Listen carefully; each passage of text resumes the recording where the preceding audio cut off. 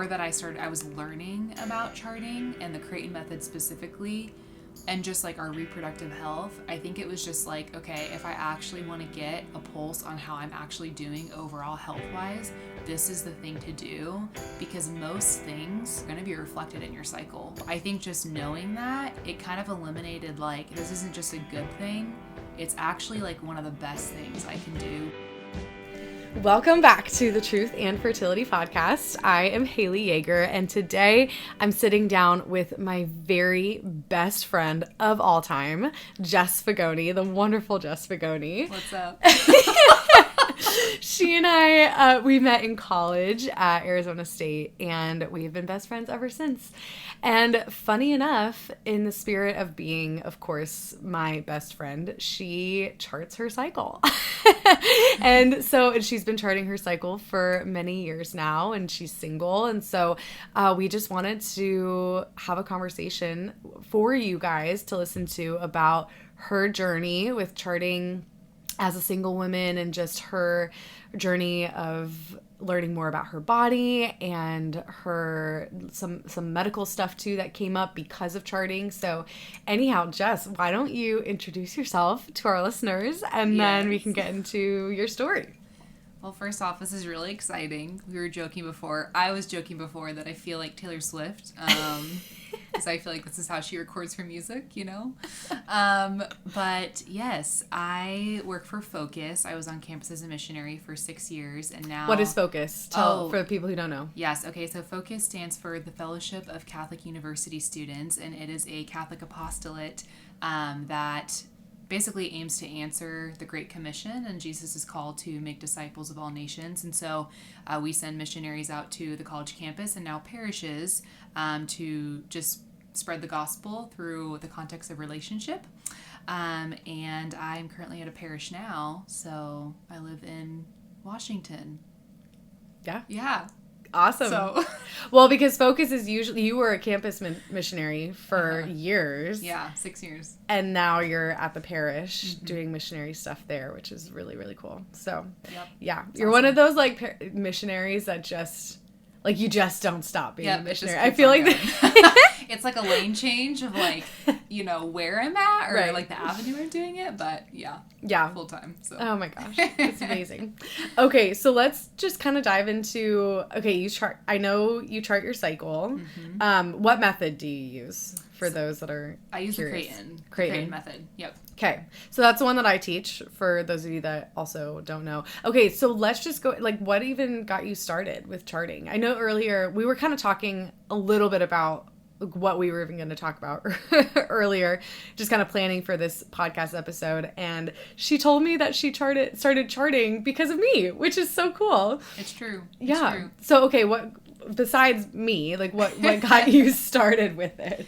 I actually think you gave me, like a leftover chart or something that you had and some stickers to like practice, you know? So I remember like when we were living together in college, like you were kind of explaining it to me and trying to start to chart, but I don't think it wasn't until a few years later that I was in Missoula, Montana, that I actually started charting. I think was in a space to like really commit and do it consistently. But one of my really good friends who was a young adult in the area, she was a nurse and was learning the Creighton method and was just like wanting to take on new clients.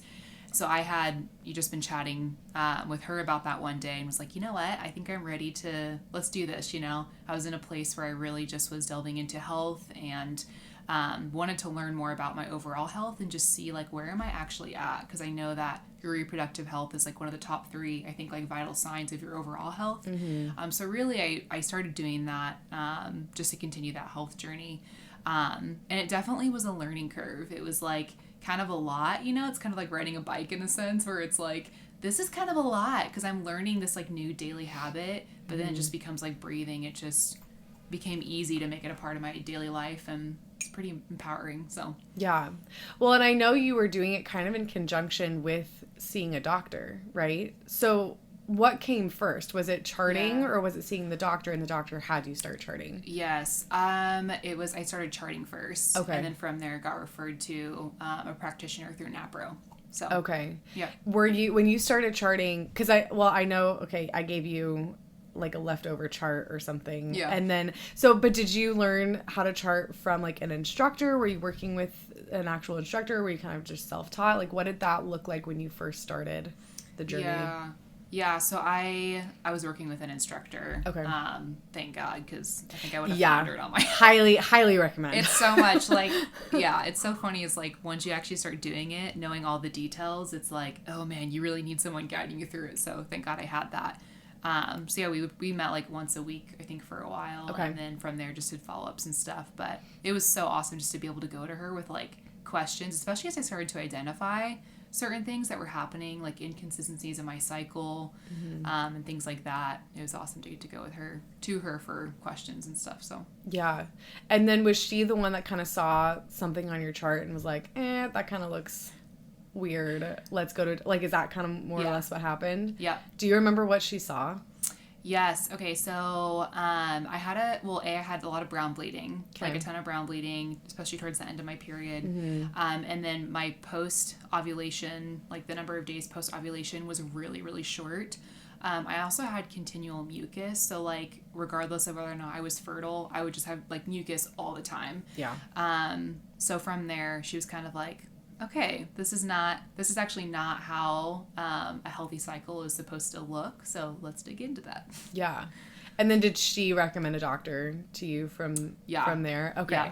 Yeah. So what was that like then? Seeing this doctor that probably, I mean, any doctor that practices with NFP or like fertility charts like is gonna do things differently. That's just the nature of it. So what was that like, seeing a doctor that was doing something different than any other doctor that you've seen before? Yeah, it was awesome. It was super empowering because it was just this whole other level of just like education, and just like she knew, like she was able to meet me at a level that I feel like a normal secular doctor would not be able to, and has not been able to in the past for me. I can't say enough, like empowering is the word. Just my whole time charting, especially working with NAPRO and practitioners and doctors through them. It's just super empowering. And also because she did an incredible job at like actually like giving me specific things to work on and to try to address root causes, not just like kind of the Band-Aid fixes. And she would explain to me, okay, these are the reasons why what you're seeing in your chart, like the brown bleeding or really short, days post ovulation, like this is actually why this might be happening. And these are some things that I actually want you to go get tested for. So it was almost like this process of elimination to actually get to what's really going on. And that was super empowering. And she just did an amazing job at kind of letting me choose to, like, here's your options. I'm going to let you choose what's the best for you. So, yeah. Amazing. So, okay, so she saw, like, the brown bleeding. She saw the short post-ovulation phase, which in my head is, like, low progesterone all the way. Yeah. So you said that okay, first of all, let's talk about the blood work thing, because you were telling me this earlier, and I just find what you said so interesting. So I want our listeners to hear that too, of when she had you do blood work, she had you do something weird, right? So just kind of, tell listeners about that. This is so awesome. I've told so many people about this because it just speaks to just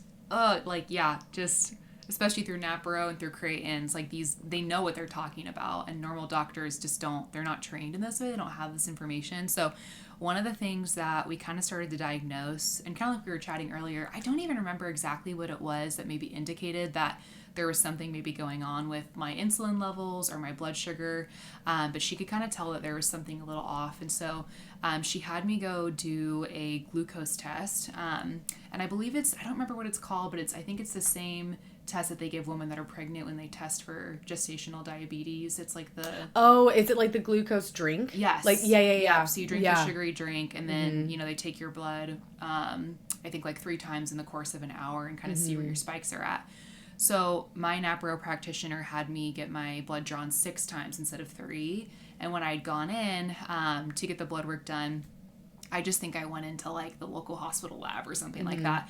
The nurse that was like going over the order, was just kind of like, hey, are you sure this is right? Because I've never drawn someone's blood 6 times. And, I kind of responded with, well, I think so. That's what she said. I don't know. Do what she says. Yes. Yeah. And so she went and grabbed another nurse. I don't know if it was their head nurse or what, but she came back and said, I've been doing this for 20 years and I've never had someone come in with, that many blood draws in a short amount of time for this test. But like, we'll do it if you want us to. And I was like, well, let's go, let's do it. And it was crazy because from that, took that information back to my practitioner and, through NAPRO, and she was like, yeah, you are severely like, reactive hypoglycemic. Which is basically, if I am remembering correctly. What does that mean? So basically it's where when glucose and carbs kind of enter your body, if they're not paired with a protein or, fiber, things to kind of help break them down, when it hits your bloodstream, your pancreas, which is basically in charge of releasing, like managing your blood sugar through insulin, like if that happens too many times, it like releases way too much insulin because it's trying to overcompensate for just like all the sugar that's hitting your bloodstream. Okay. So essentially what would happen is my pancreas would release too much insulin and it would cause my blood sugar to drop. And that would happen like pretty frequently. And that can lead to like diabetes and insulin resistance and things like that. And so the other kind of factor with that was not only did I have reactive hypoglycemia, but I had low grade insulin resistance. And it was crazy because like, they would never have caught that if they just had drawn my blood 3 times. It was like only in like it's like specific times in between that they showed my blood sugar actually dropping. And so, yeah, I just remember her being like, this is so crazy because, yeah, they would have missed it. So was the nurse that was there, like, did she saw the results right away? And like the one that said that she's never done this before with like drawing it 6 times and 3 times. Was she able to see the results right away, or did it come later? It came later. Oh, okay. Yeah, okay. Yeah, because you have to like wait for the labs and stuff. So I remember them sending them to me and then going over them with my practitioner and stuff. Okay. But and then your practitioner was the one that was like, if we didn't take it 6 times, we would not have caught that because of the dips and like the middle ones. And she had told me that apparently that happens a lot for women. She said sometimes women can be very, very, have an overreactive, that hypoglycemia, but be very kind of like asymptomatic in a way. And so it doesn't really show on the normal tests. So super interesting. Yeah. Okay, so they found that out. And then you also said too that there was some things that she recommended that you, like, was it medication or lifestyle change, or like what was her recommendation once you got that diagnosis of hypoglycemia? Glycemia, am I saying that right? Yeah. Okay. Hypoglycemia. Yeah. Thank you. Okay. When you got that diagnosis, I know you said you had low progesterone. So like what was the turning point from there? Like did you start taking progesterone, or what did you do? Yes. So I had started taking progesterone before that. And then basically after this, because gosh, the more that I've delved into blood sugar, it's been insane seeing how much we are managing that or not managing that impacts our hormone levels, which obviously impacts your cycle. So it was just so wise of her to kind of go there, because that is going to impact my cycle. And so there was a few different things. First thing was she got me connected with a nutritionist who kind of just educated me and talked with me about, okay, how do I actually eat in a way that is blood sugar friendly and be mindful, just like going forward, not only for my long-term health, but cycle related and stuff. And then I think it was naltrexone was a medication that she recommended that maybe I try. Yeah. And that didn't really have a big effect on me. So I ended up not doing that. But something I've been on recently that is helping me with kind of that blood sugar hormonal management is, I think it's called inositol. Inositol? Yes. Is it myo-inositol? Yes. Okay. Myo-inositol. Yeah. And so I've been doing that the past couple months, and I actually am seeing a lot of improvements in like my, I don't even know, I guess my blood sugar throughout the day, but literally like the way that I feel, it just feels more stable throughout the day. So it's like things like that, Yeah. She just kind of gave me a lot of different recommendations and slowly was like, hey, these are the pros and cons of each. Let's start with one and try it and see how you do. And so. Yeah. I've even noticed, so Jess just got in like today I picked her up from the airport, and I've even noticed even just today, like as we've been eating, like you said no to like honey in your tea, and then when I offered you the second chocolate you said no, and I was like, dang it, I can't eat the second chocolate by myself. Yes. So I've noticed you even just making those tiny changes in just like the 12 hours that you've been here so far, which I feel like when you first start, it's so hard because you're changing a whole habit of, I mean, just even when you first start charting, it's a whole habit that you're having to build, and that's really tough to build. It's really hard to build habits, especially something daily like that, where it's like throughout the day you're having to check for mucus and all that good stuff. But then, as you said, it just, as you build the habit, then like that learning curve is over, and then you've got it, and it's just like smooth sailing from there. I feel like changing your diet is a very similar thing, where that first learning curve is always the worst, and then you get to a point where like, okay, it just comes more natural, I'm assuming. Yeah. I mean, that's kind of how I felt too when I was first diagnosed with PCOS, and I made a lot of diet changes, and I think we were actually living together. Oh, I remember. Yes, yeah, I remember. Oh my gosh, and like trying to figure out. I mean, so yeah, this was 10 years ago. We were in college. We were living together, and I was starting to go through like my whole health journey and like learning I had PCOS. I met Sean, my husband, like right around that time, and golly, trying to figure out food was so hard. Yeah. Yeah. Do you remember that box that I bought? was about to mention, I was like, I remember the boxes of food that would be delivered, and you hated it. Oh my gosh. Yes. So I signed up. I got roped in. I was just so desperate to like, because I did not grow up eating very healthy. Like my family is a family of athletes. So we just, which you probably would think like, okay, you're eating healthy because you're an athlete. But no, we did not eat very well. Like healthy, I guess. But I guess we felt fine about it because we worked out and we were athletes. So whatever. That's how, but anyways, I just did not grow up knowing how to cook really, or like to eat, what it meant to eat in a more balanced, healthy way. So I think I got roped into like this food box, and this is back when like the food boxes were not good. Oh my like God, they were like kind of just a starting thing, and oh my word, that was the worst. It was so awful, and I just remember being hungry all the time, and oh man. Anyways, but that's the learning curve, right? Like you try to figure out what works, and then finally you do, and then you go, you kind of make it from there. But kind of on this topic, actually, you said you worked with a nutritionist. What was that like? Because that's not ever something that I did. Yeah. So what was that like? It was like both overwhelming and awesome at the same time. I think overwhelming because kind of like you were saying too, a lot of these things, and I had already been, working on trying to, eat healthy and stuff before that, and kind of, I'd done Whole30 and kind of done this whole health journey kick.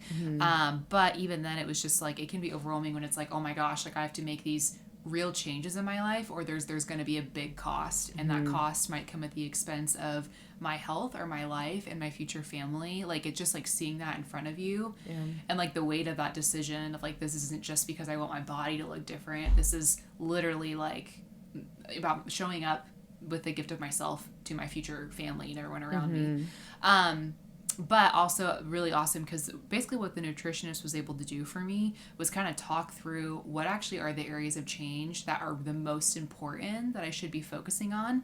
But even just to hear her say, like, I don't have to do everything at once. It's not like I need to change everything today or there's going to be terrible repercussions, but just being given permission that I actually can take it one step at a time, and that is enough and good. And that has been my experience throughout charting and everything as well. Is like all of this stuff didn't happen in one day. It was over time, just making these discoveries, taking the next right step. And so, I highly recommend it.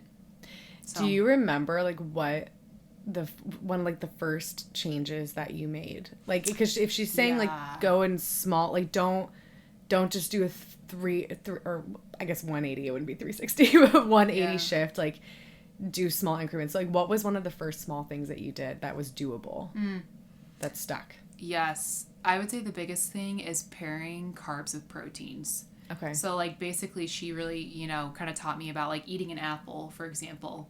It's healthy, right? Well, not necessarily, because apples are actually super high in carbohydrates and sugar. So if you don't pair that with a protein, you're not eating a candy bar, but it's actually going to hit your blood sugar as if you just ate a candy bar. And so, like, eating that with a scoop of peanut butter, or having if you're going to have a dessert, like, have it be a true dessert and eat it, like, right after a meal, or have a glass of milk with it or something. And so I think that was one of the biggest things, was just focusing on always pair.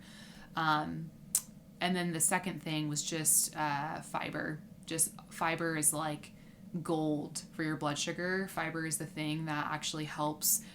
It slows down the rate that your body's digesting your food, so those carbs and sugars don't hit your blood sugar as fast. So yeah. Okay, so that makes, I mean, that does seem like a really simple change, because it doesn't even require you to take something out of your diet. It's really requiring you to add something to it whenever you're eating. Like, if you're eating a dessert, pair, like, make sure that you just ate protein or something. That's actually something that I kind of have done too.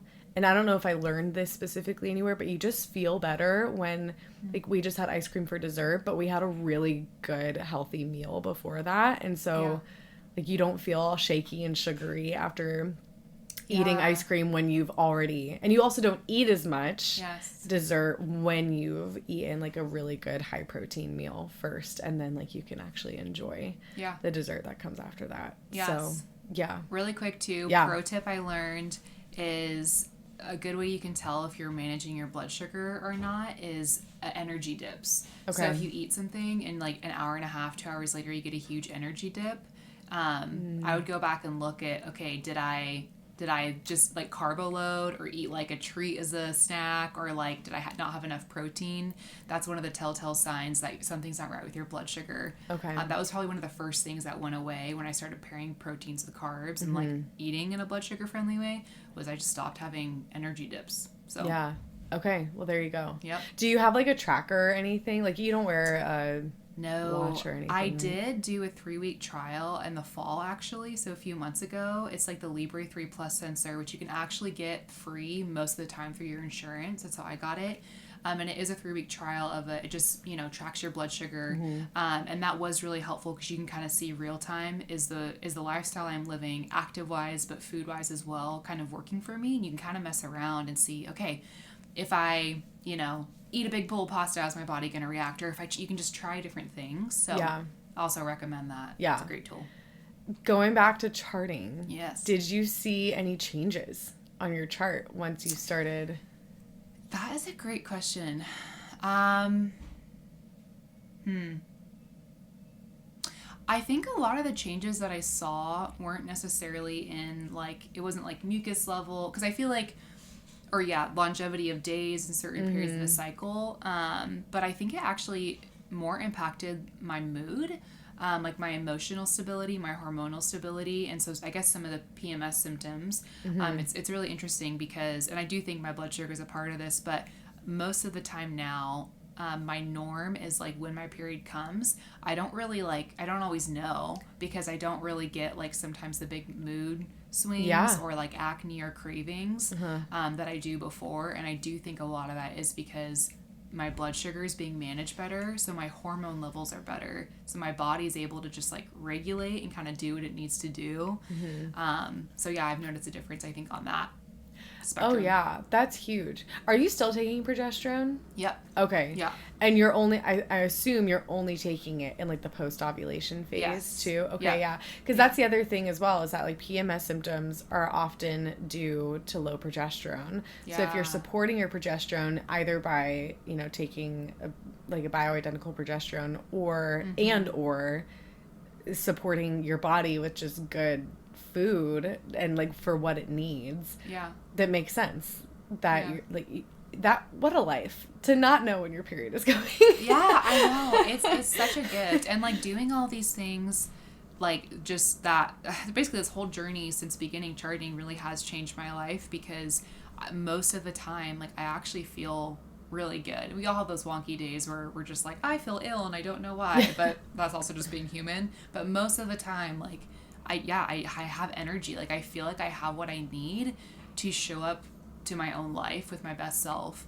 And a lot of that is just because, like, it's like hormonally, like, my body is being given what it actually needs. And so it's super empowering. And I just wish every woman knew that. Like, it's really the best investment you can make, especially while I'm single. I mean, I've been charting for going on 5 years now, which is such a gift. And all of these, like, you know, things that I've learned about myself started with charting with Creighton. And so I'm just so grateful that I found it now and not when I'm married or trying to have kids and maybe don't have the same flexibility, even mentally or emotionally. Like, maybe wouldn't have the capacity to really deep dive in the way that I do now and invest and see what works, and without the pressure of outside factors. Yes. So. Yeah. Well, especially too, I'm thinking, like, the women that I teach chart, like, the Creighton method right now, because that's what I'm teaching. Like, there are women that I teach who are single and that are really bought in and like have a purpose and a why that they do it, and they're on it. It's awesome. And then there's other women that I teach that, like, for example, they're like postpartum and they do not want to have another baby right now, but they are so underwater with just figuring out how to take care of the baby they do have. And, you know, charting is they have a purpose and they have, like, a really important why for it, but they don't have the mental space for it. And so I feel like, you know, it's not impossible to learn right then and there. That's some people's stories and it is what it is. But learning as a single woman and just getting over that really hard learning curve at first, when you have the brain space to do that, is so beneficial for the rest of your life. Like, I mean, it's such a gift to even to, like, your future vocation, you know. And if you are called to marriage and you are gonna have a husband one day, like, that's how I felt, is that it was a gift to my husband to get this figured out now. Right?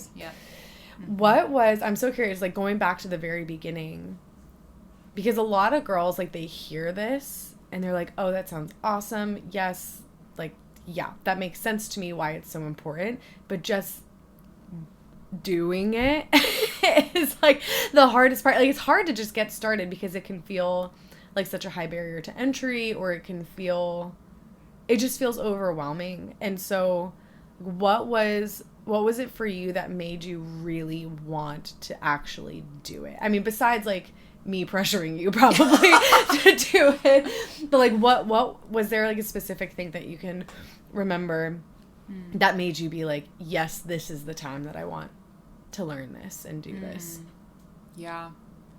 Because this is right out of college that you started, right? Yeah. Well, a couple years into Staff of Focus. So. Oh, okay. Yeah, when I started doing it consistently. But, yeah, I mean, honestly, I think a lot of it really was just the more that I was learning about charting and the Creighton method specifically, and just, like, our reproductive health, I think it was just like, okay, if I actually want to get a pulse on how I'm actually doing overall health-wise, this is the thing to do. Because most things, I don't know if I could say all things, because, you know, I don't know all the info of the charting and all the things, but I'd say most things are going to be reflected in your cycle. Oh, totally. And so I think just knowing that, it kind of eliminated, like, this isn't just a good thing.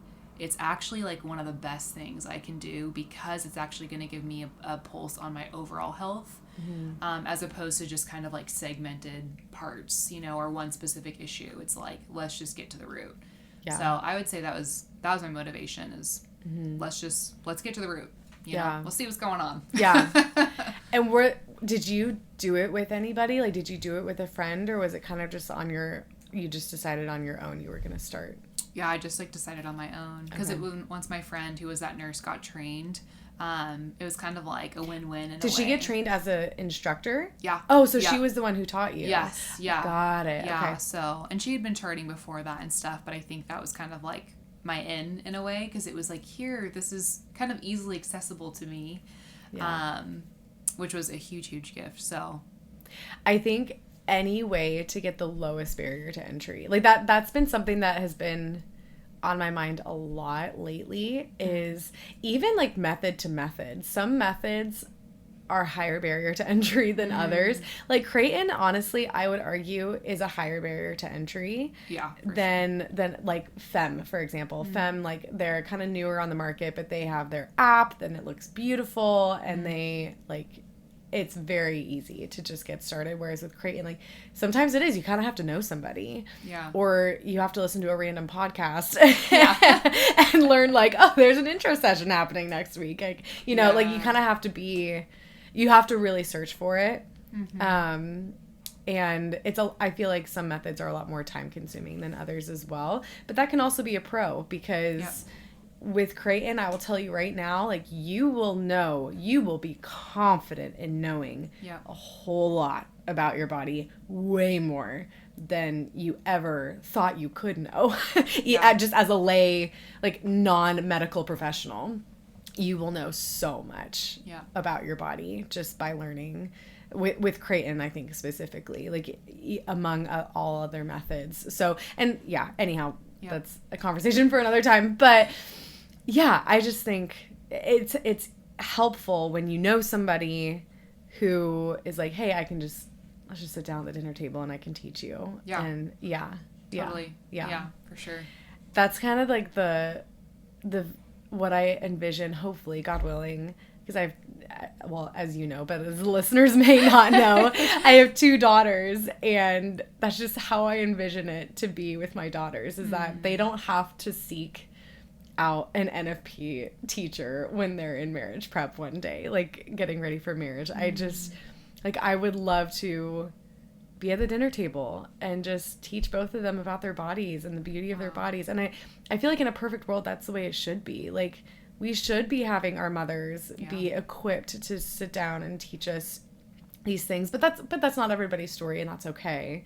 But I just think in a perfect world, it should be this low barrier to entry because it's our bodies. Like it's something that we not only have the privilege of knowing, but I feel like we have the right to know what the heck is happening.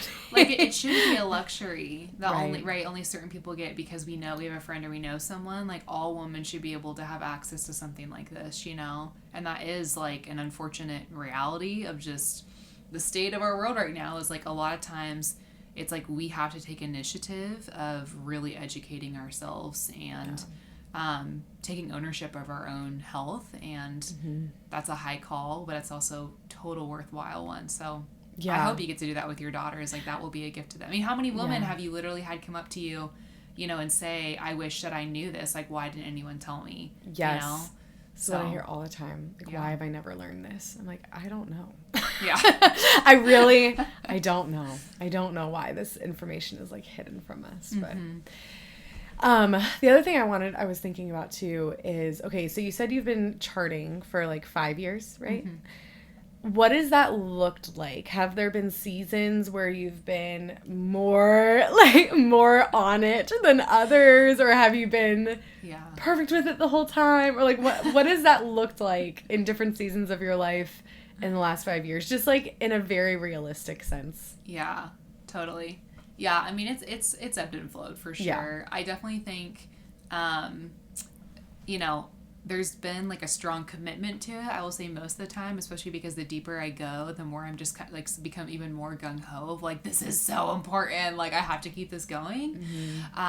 Just because I want to be continuing to just be able to know like how is my body doing, because this is one of the beautiful things about Creighton is that over time, like at this point, I mean even like being a couple years in, it's like I know the signs of my body so well that I can tell if something's off, right?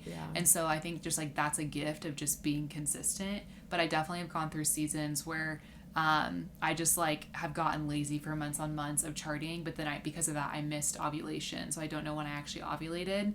And I remember my practitioner meeting up with her and her being like, yeah, I know it's tough, but like it all revolves around your ovulation, so if you don't have that data, like I can't really do much for you. So it's kind of like the ball's in your court type thing. And so, you know, there's mercy within that. Like, it's okay. But I've tried to just kind of recommit, I think, after seasons of just falling off the bandwagon because, it's how I can keep a pulse on, like, how I'm doing. So. Yeah. Well, I think, too, if you're taking any sort of medicine that is specific to time of your cycle, Yeah. you need to be charting. Oh, yeah. It's like, if you're taking progesterone, you have to know, like, around the time of your ovulation. Like, you can't just guess that one, because that's going to completely throw off everything if you start taking it at the wrong time.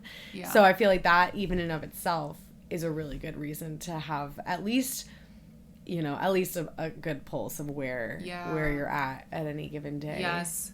I'm so glad you brought that up, because that was a factor in that as well, is like, if I missed ovulation, then I'm like, I have no idea when to start taking progesterone. And then it's like, oh, well, my period started, so clearly I missed ovulation and I didn't take my progesterone. And I do notice, like, in those months that I miss it, it's like some of those symptoms actually do start to come back. Yeah. And I think one of the biggest things I noticed was, like, my mood. Like, I don't think I realized how much that was actually helping stable me out until the months I wasn't taking it.